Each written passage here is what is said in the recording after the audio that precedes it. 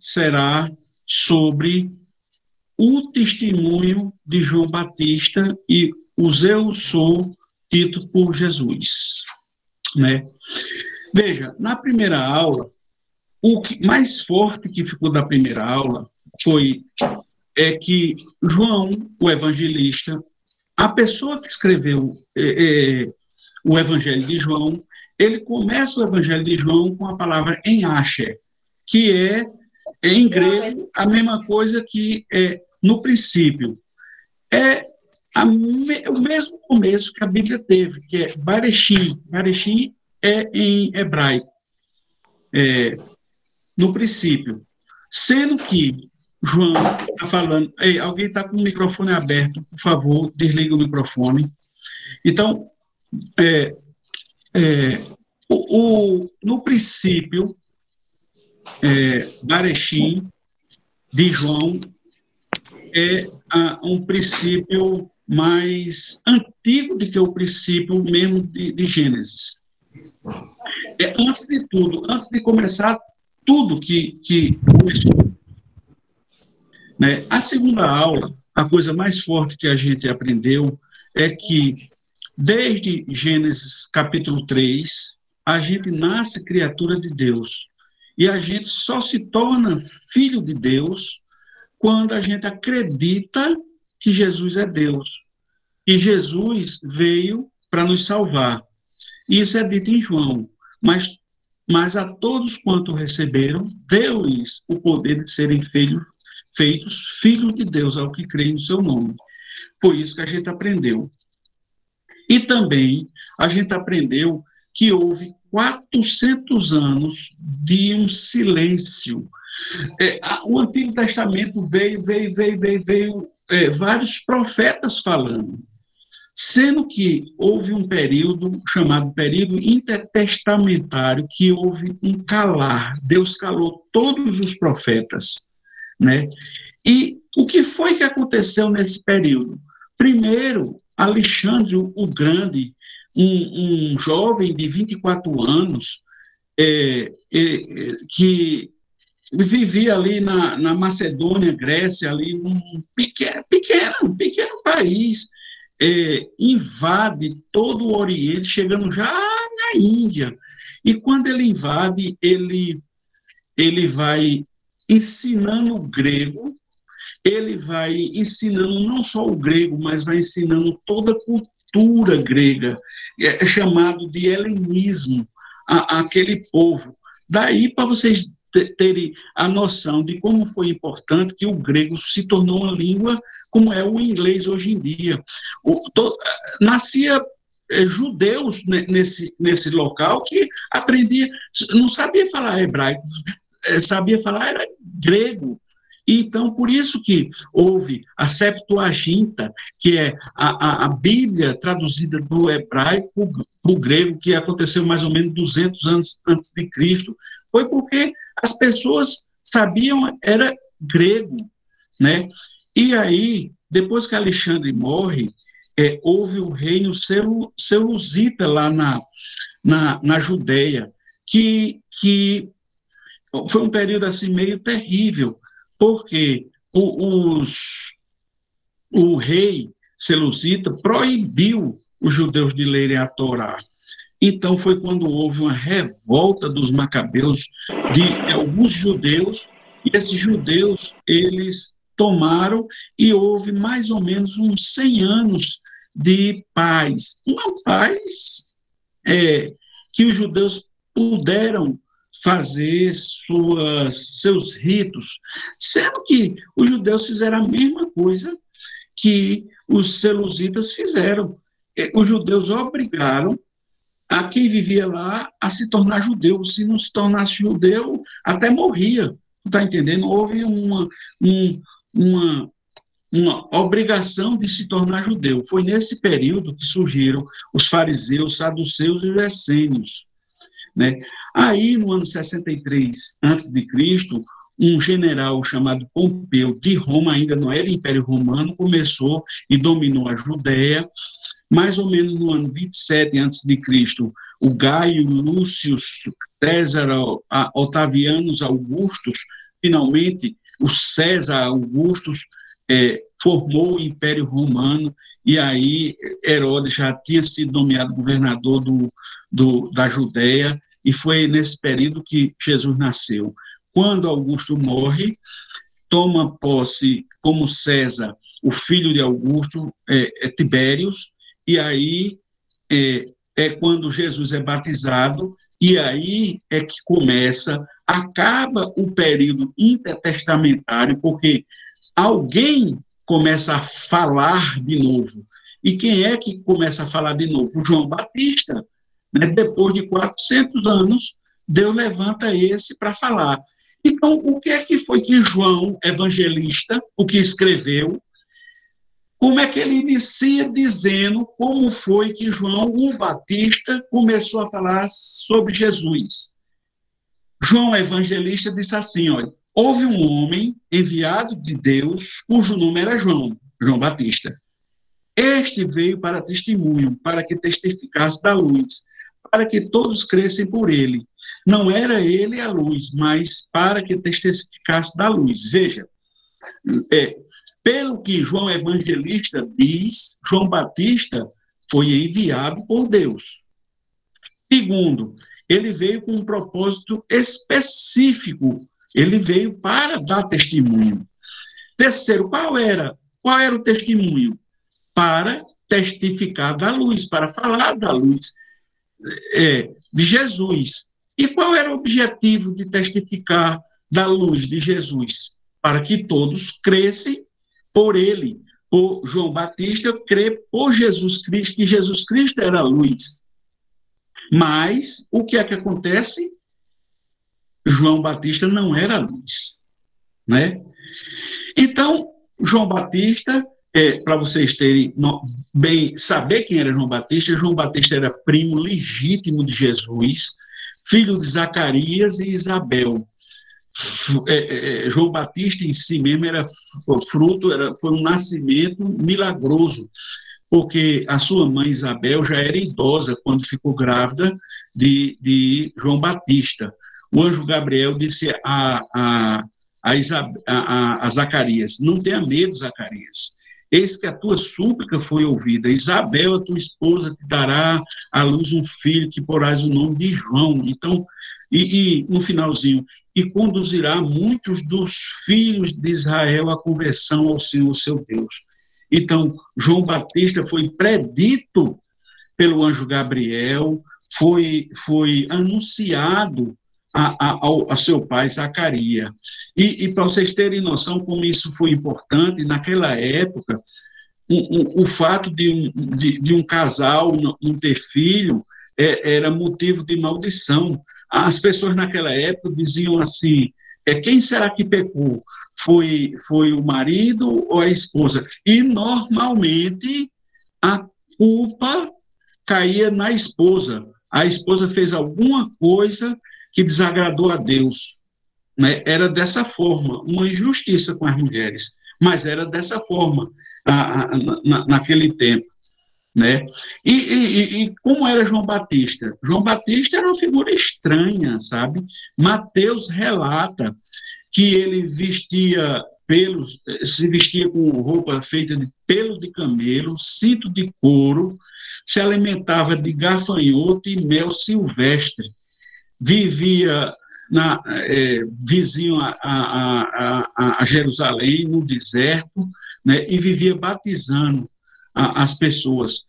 Quando os fariseus e saduceus chegavam, ele dizia, raça de víboras, quem vos ensinou a fugir da ira futura?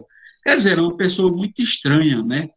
E aí a gente vai entender porque ele era essa figura estranha fisicamente e porque ele tinha esse linguajar com os fariseus porque talvez isso não, a gente não tem certeza, mas talvez ele fosse um dos essênios. Por que talvez ele fosse um dos essênios? Como os pais dele, Zacarias e Isabel, eram idosos quando ele nasceu, possivelmente João Batista ficou órfão muito cedo. Isso é tudo suposição. E ele, pela forma de se vestir e pela forma de falar, ele fora criado por esse grupo religioso de essênios. Esse grupo religioso da época foi um grupo que surgiu no período intertestamentário, e era um grupo que se fechava em si, não queria mistura embora vivesse nas cidades também, mas ele não queria misturas com o povo para manter os valores da palavra de Deus correta, não misturar com o helenismo, não misturar com outros deuses. Então, eles se recolhiam no deserto, inclusive, isso está quase que certo que os pergaminhos de Qumran lá, que foram descobertos já agora no século XIX e século XX, tudo indica que os essênios que foram escritos por eles cuidavam daqueles pergaminhos. Então, eles seguiam uma rígida tipo de alimentação, não viviam com valores, com riquezas. Então, assim, João Batista tem tudo para ter sido um essênio. Por isso que existe esse tipo de ligação, porque são esses os valores dos essênios condizentes com a vida de João Batista. E o que foi que aconteceu? Os fariseus mandam alguns deles conversarem com João Batista. E a Bíblia relata que João Batista confessou e não negou. Confessou o que foi que João Batista confessou a alguns fariseus, a mando do Sinédrio. O que foi que ele confessou? Eu não sou Cristo. João Batista disse. Tu és, aí os fariseus perguntaram, tu és Elias? Tu és profeta? Aqui você precisa entender. Aqui, de jeito nenhum, os fariseus estavam falando de reencarnação. Aqui, os fariseus estavam falando assim, porque no Antigo Testamento, quando um judeu fala assim, tu és Elias, Elias representa todos os profetas. Então, quando pergunta a João Batista, tu és Elias, está perguntando assim, tu é um profeta? Aí ele disse assim, não sou um profeta para trazer novas novidades, como antigamente, não sou. Aí, quando pergunta, tu és profeta, na verdade, isso aí é uma referência a Moisés. É como se estivesse perguntando assim, tu és como Moisés, tu representa a lei? Ele disse, não estou representando a lei. Então, se tu não representa os profetas, como Elias representa, e se tu não és um profeta como Moisés, então, quem tu és? É isso que eles estão perguntando. Então, é aí que João Batista diz assim, eu sou a voz que clama no deserto, endireitai o caminho do Senhor, como disse o profeta Isaías. E quando foi que o profeta Isaías disse isso? Mais ou menos 700 anos antes de Cristo. Está lá, Isaías 40:30, diz assim, voz do que clama no deserto, preparai o caminho do Senhor, endireitai no ermo veredas a nosso Deus. Assim, aí você vai começando a entender tudo, né? Aí, João responde assim, eu batizo com água, mas no meio de vós no meio de vós o quê? No meio de vocês um judeu, no meio de vós um mestre que está no meio de vós que você não conhece, este é aquele que vem após mim, que é antes de mim, do qual eu não sou digno de desatar a correia da alparca. Quer dizer, João está mostrando que ele veio abrir o caminho do Senhor. E isso acontecia quando um rei ia visitar, um César ia visitar, um governador ia visitar uma província, os engenheiros e os feitores e os escravos iam na frente para abrir a estrada, para colocar a estrada em boas condições para a pessoa importante chegar. Então, João Batista é esse que não, ele não veio ser um novo profeta, nem trazer nova lei. João Batista foi esse que veio abrir os caminhos, endireitar as veredas, abrir o caminho para apresentar Jesus Cristo. É isso que João Batista veio fazer, né? E, assim, aí João começa a dizer, quer dizer, ele disse foi João Batista, né? Porque a lei foi dada por Moisés, a graça e a verdade vieram por Jesus. Com certeza absoluta, João Evangelista, o que escreveu isso aí, vocês sabem que Gálatas foi escrito bem antes do Evangelho de João. Então, com certeza, João, o evangelista, deve ter lido Gálatas de João, ou também inspirado da mesma forma, e ele está dizendo aí que a lei não salva ninguém.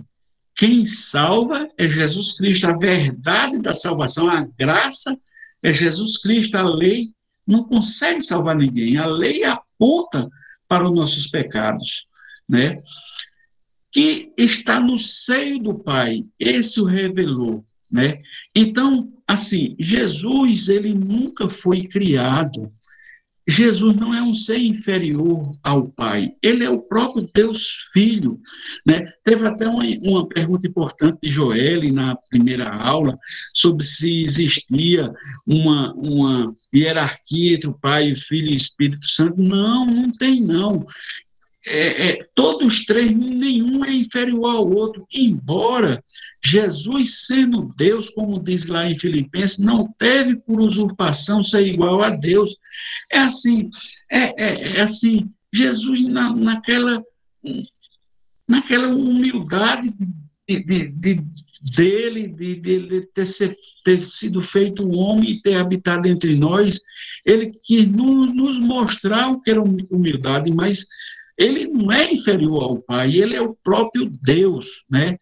Aí, tanto foi entendido isso que a própria igreja primitiva, né, 325 depois de Cristo, escreveu um credo que esse credo, assim, tem uma palavra muito séria, muito correta sobre isso.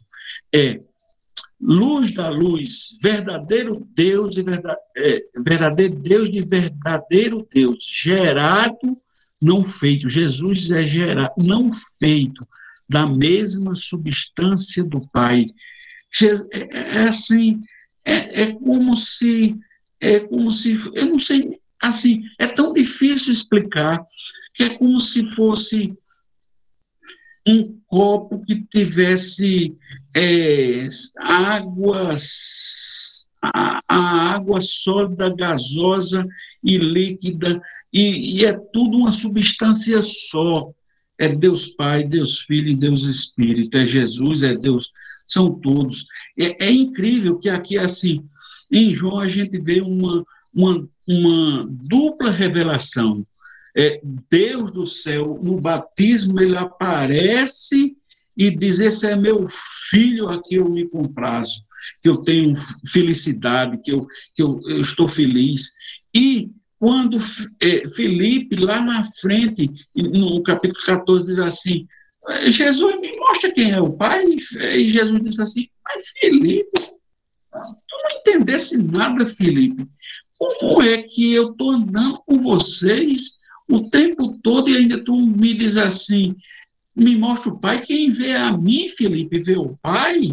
Como me diz um negócio desse, Felipe? Então, é uma dupla revelação, né?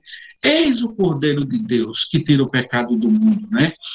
Aqui é mais sério, Cordeiro de Deus, Cordeiro que tira o pecado do mundo, né? Isso tem uma referência no Antigo Testamento, né? A gente encontra já Abel, Gênesis capítulo 4, oferecendo um cordeiro para Deus, né? Abraão, Ele quis oferecer seu filho Isaac. Isaac é um tipo de Deus, de Jesus, mas Deus não deixou ele oferecer, né? Mas já mostra sacrifício, o cordeiro é um sacrifício, né? O cordeiro pascal é mostrado em Êxodo, em Números, que deveria ser sem defeito, Jesus é sem defeito. Os ossos do cordeiro pascal, lá do cordeiro do Antigo Testamento, não podia ter ossos quebrados. Jesus, na cruz, não teve nenhum osso quebrado para que se cumprisse as Escrituras. Jesus é esse cordeiro relatado por Isaías, que foi levado a um matadouro calado, que não disse nada, foi golpeado, transpassado por nossas transgressões, esmagado, coube a Deus moê-lo, ele fez maldito por minha culpa, minha. Né? Esse é o sentido do cordeiro. Né? O apóstolo Paulo diz que Jesus Cristo foi o cordeiro sacrificado. Pedro fala que Jesus é o cordeiro conhecido desde a fundação do mundo. Né? Filipe, quando foi explicar as escrituras ao eunuco, ele estava lendo Isaías, e compreendeu que, lendo Isaías, que o cordeiro que Isaías falava era Jesus Cristo, né? É demais, né? O livro de Apocalipse fala mais de 30 vezes que Jesus é o cordeiro de Deus, desde a fundação do mundo, né? Ele venceu a morte, é o único capaz de abrir o livro selado, né? E nisso nós somos privilegiados, porque o cristianismo é a única religião que se distingue das demais religiões, sabe? Você assiste vários filmes e várias religiões pagãs. Todas as religiões pagãs, o ser humano faz algum sacrifício para seu Deus. No cristianismo, Deus é que faz o sacrifício por nós. Veja que bênção, que coisa diferente. Jesus é o sacrifício por nós. Que inversão de valores, que coisa maravilhosa. Né? Mas é importante a gente entender assim, que tira o pecado do mundo. Assim, a gente precisa entender esse que tira o pecado do mundo, porque existe um pessoal aí que diz assim, olha, isso não é certo não, viu? Assim, Jesus é uma pessoa muito boa, e é mesmo, é um Deus muito bom, e é mesmo. Mas diz assim, ele é tão bom que ele vai salvar todo mundo. Eita. Essa é uma tese universalista, sabe? E o que a Bíblia diz não é isso. Ele é tão bom que Deus é tão bom que enviou seu filho, que o seu filho foi sacrificado por nós, e todo aquele que nele crê está salvo. Está salvo. Todo aquele. A salvação é para todo. Veja, e com o teu sangue, está em vermelho aí, nos compraste para Deus, de toda tribo, língua e povo e nação, e para o nosso Deus nos fizesse reis, sacerdotes, e reinaremos sobre a terra, Apocalipse 5, de 9 a 10. Ou seja, o sangue dele nos faz ser humanos, reis e sacerdotes, independente de raça, de nacionalidade. Ele veio, não foi só para os judeus, ele veio para todo mundo. Mas existe uma condição, é você querer, é você querer. Assim, eu queria que as pessoas entendessem uma coisa clara. No paraíso, lá, ele criou Adão e Eva de livre e espontânea vontade, e deu tudo que Adão e Eva quiseram, tudo. E só colocou uma norma: não vai comer daquele fruto ali, não. Tudo. Faça tudo que vocês quiserem, menos aquilo ali. E Adão e Eva não quiseram. A partir dali, assim, Deus está respeitando a nossa vontade. Ele está respeitando. E a nova ordem é assim: olha, eu enviei o meu filho. Se você acreditar nele, você está salvo. Se você não acreditar, infelizmente, eu tenho que respeitar a sua opinião. Eu não vou forçar você a acreditar, não. Tá? Eu sei que existe teologias e teologias, eu sei disso aí, eu não sou bobo, não. Eu fiz um curso de teologia completo, mas, mas Deus quer que você abra a sua boca e diga assim: eu creio que Jesus Cristo é o meu Senhor e Salvador. Então, todo aquele que fizer isso, ele tem o poder para salvar todo mundo. É nesse sentido. Então, por isso que ele tem o pecado de todo mundo que fizer isso. Né? Então, três verdades precisam ser destacadas. Primeiro, ele veio para tirar o pecado, ele não veio para encobrir pecado, ele não veio para montar um nome de pecado, ele não veio é, para esconder pecado de ninguém. E o ser humano não consegue se livrar do seu pecado sozinho, não. O ser humano é escravo do pecado, então nós precisamos dele. O milagre de Jesus não foi fazer cego ver, coxo andar. O milagre de Jesus foi ele morrer na cruz por a gente. Esse é o milagre. Né? Segundo, não há nenhum pecado, por pior que seja, nós seres humanos, nós não perdoamos. Mas Jesus perdoou todo tipo de pecado. Não existe nem o pior que tenha sido, Jesus perdoa. Basta crer nele. E terceiro, ele não tirou. O verbo é no presente, ele tira o pecado do mundo. Ele tira. É agora. É você dizer assim: eu creio no Senhor Jesus Cristo e será salvo tu e tua casa. Né? Ele é o que tem primazia, ele é o ungido de Deus. Né? Aqui é bem fácil ver, só a gente ler João 1, 30 a 33. Né? João Batista diz assim: este é aquele do qual eu disse, após mim vem o homem que é antes de mim, porque foi o primeiro que eu. É, Jesus é o primeiro. Né? E continua, diz: eu vi o Espírito descer do céu como uma pomba e repousar sobre ele. Então, o Deus do céu ungiu Jesus Cristo. E ele foi primeiro de tudo. Então, não tem muita discussão sobre isso, não. E este é o que batiza com o Espírito Santo. Como é que se batiza com o Espírito Santo? O Evangelho de Mateus e Lucas, ele usa a expressão assim: batizará com o Espírito Santo e com fogo. Essa história com fogo é para exaltar que o fogo também é um símbolo do Espírito Santo, né? Então é assim: embora Jesus Cristo nunca tenha entrado numa lagoa e no rio e tenha batizado com água, Jesus Cristo sempre batiza com o Espírito Santo. Sempre, sempre.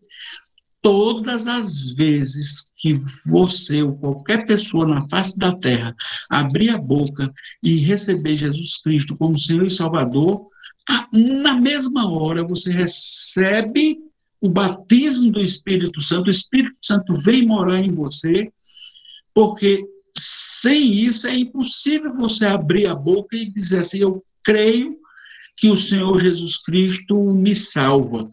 Então, na hora que você diz isso, é porque o Espírito Santo já está chegando em você.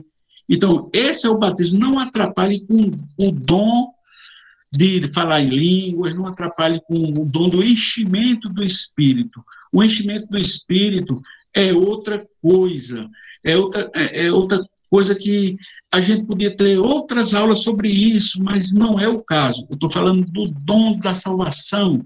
Esse dom, quando você abre a boca e declara Jesus como Senhor e Salvador, você é batizado com o Espírito Santo. Tanto que está lá, veja que Pedro em Pentecostes diz assim: convertei-vos e seja cada um de vós batizado em nome de Jesus Cristo para a remissão dos pecados, e recebereis então o dom do Espírito Santo, né? Então, não tem essa assim, se você não falar em línguas, é porque você não está salvo. Não, não, não. Se você fala em línguas, que bênção, meu irmão, minha irmã. Que glória a Deus, Deus escolheu você para falar em línguas, que bom. É um dom que Deus lhe deu. Glória a Deus por isso. Agora, todos nós podemos ser salvos sem esse tipo de dom. Você pode receber outros tipos de dom, né? Então, a Bíblia não resiste a nenhum outro tipo nenhum milagre que João Batista fez, né? Todavia, Jesus disse assim que nascido de mulher não teve ninguém maior do que João Batista, né? Para você ver que o que Deus valoriza é a missão que cada um aqui recebe e a tarefa que você recebe e o que você recebeu designado por Deus e que você vai fazer. João recebeu a missão, não foi de fazer milagre, foi de abrir o caminho do Senhor, e ele veio e abriu o caminho do Senhor. E depois disso, menino, João Batista foi degolado. A missão de João Batista não demorou muito, não. Ele apareceu pouco e degolado, mas nascido de mulher, não teve maior. E João Batista foi humilde e disse assim: é necessário que ele cresça e eu diminua. E é assim que a gente deve aprender com João Batista, né? Ou seja, no Evangelho de João, o apóstolo João, o escritor, ele começa dizendo quem é Jesus, que é o Berechim. Depois ele retrata o testemunho de João Batista, dizendo que João Batista é, é a voz do deserto. João Batista diz quem é Jesus e depois o Evangelho de João, ele mostra o próprio Jesus dizendo que o próprio Jesus é. Vamos ver? Jesus diz 4 vezes que ele era o eu sou. Jesus disse em verdade, que antes que Abraão existisse, eu sou. Eita, antes que Abraão existisse, eu sou. Eu não falo de todos vós, eu bem sei que os que têm escolhido, mas para que se cumpra a Escritura, o que come comigo levantou-se contra mim o seu calcanhar. Desde agora vos digo, antes que aconteça, para que quando acontecer acrediteis que eu sou. Por isso disse que morrereis em vosso pecado, porque se não credes que eu sou, morrereis em vosso pecado. Disse-lhe Jesus: quando levantardes o Filho do Homem, então conhecereis que eu sou, e nada faço por mim mesmo, mas eu falo como meu Pai me ensinou. O que é que isso significa? Jesus, possivelmente, ele falava aramaico. Aramaico os judeus, eles falavam hebraico. Mas desde a época de Neemias, esse dialeto surgiu e o aramaico ficou muito forte. Então, possivelmente, é o que todos os teólogos dizem, que Jesus falava aramaico. Mas, nesse caso, o eu sou, Jesus ele falou em hebraico mesmo.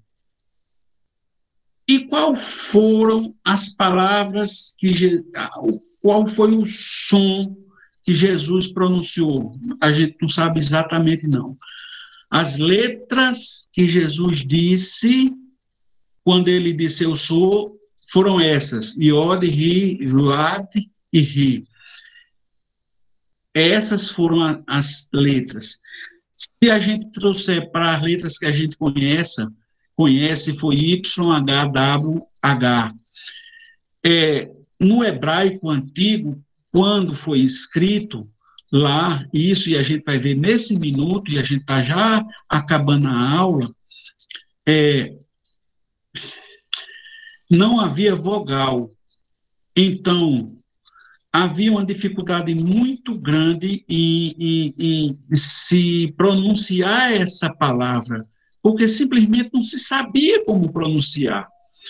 Então, os maçoretas, mais ou menos no século 6 depois de Cristo, começaram a colocar algumas pontuações na língua hebraica antiga, porque os próprios rabinos não conseguiam mais ler a Torá.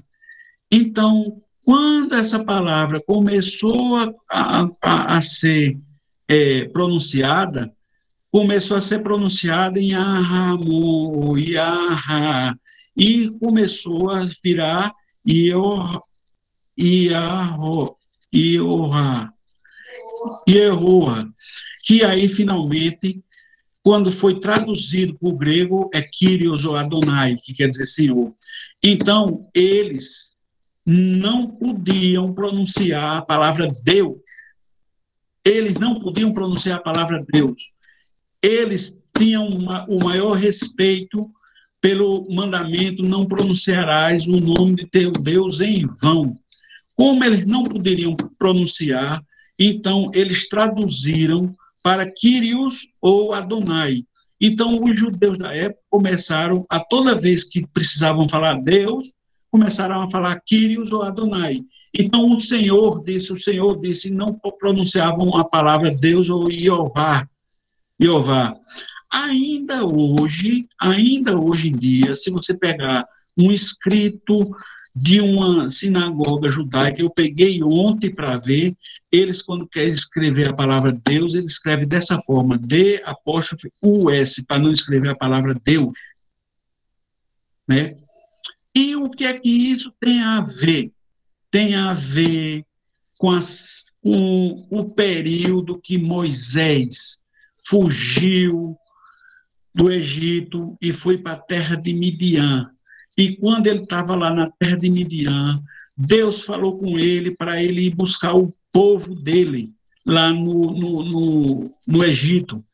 E aí tem essa passagem em Êxodo capítulo 3, diz assim: quando Moisés sobe no Monte Sinai, se depara com a sarça ardente, e apareceu-lhe o anjo do Senhor em uma chama de fogo no meio de uma sarça ardente, e olhou, e eis que a sarça ardente ardia no fogo, e a sarça não se consumia. E Moisés disse: agora me virarei para lá, e verei essa grande visão. Moisés querendo ver Deus, porque a sarça não se queimava, não se queima. E vendo o Senhor que se virava para ver, bradou Deus no meio da sarça e disse: Moisés, Moisés. Respondeu ele: eis-me aqui. E disse: não te chegue para cá, tira os seus sapatos dos teus pés, porque o lugar em que tu está é terra santa. E disse mais: eu sou o Deus de teu pai, o Deus de Abraão, de Deus de Isaac, Deus de Jacó. E Moisés encobriu o seu rosto, está vendo? Moisés encobriu o rosto porque temeu olhar para Deus. Então Moisés disse: quem eu sou eu que vá lá para Faraó e tire do Egito os filhos de Israel? E disse: certamente, Deus disse, eu serei contigo. E disse Moisés a Deus: e quando eu for aos filhos de Israel e lhe disser: o Senhor vosso Pai me enviou a vós, e eles me disseram: qual é o seu nome? Que lhes direi? E Deus a Moisés: eu sou o que sou. E disse mais: assim dirás aos filhos de Israel: eu sou, me enviou a vós. Eu sou. Eu sou. Então, o eu sou, quem tem o direito de dizer eu sou, é somente Deus. Somente Deus tinha esse privilégio de dizer eu sou. Para vocês terem ideia como o eu sou é tão forte, que lá na frente, em João, quando os soldados vêm prender Jesus, que pergunta assim: cadê Jesus? Jesus vai para frente e diz assim: eu sou. Sabe o que acontece? Todo mundo cai, cai, cai. Então, Jesus, ao pronunciar o eu sou, lá em João, ele estava dizendo para mim, para você, para todos os judeus da época, para qualquer um que lê, ele tinha autoridade para pronunciar a palavra eu sou o que sou. E foi assim que ele disse, porque ele era Deus e ele tinha essa autoridade. E aí a gente fala mais na próxima aula. Então era isso que a gente tinha para dizer hoje.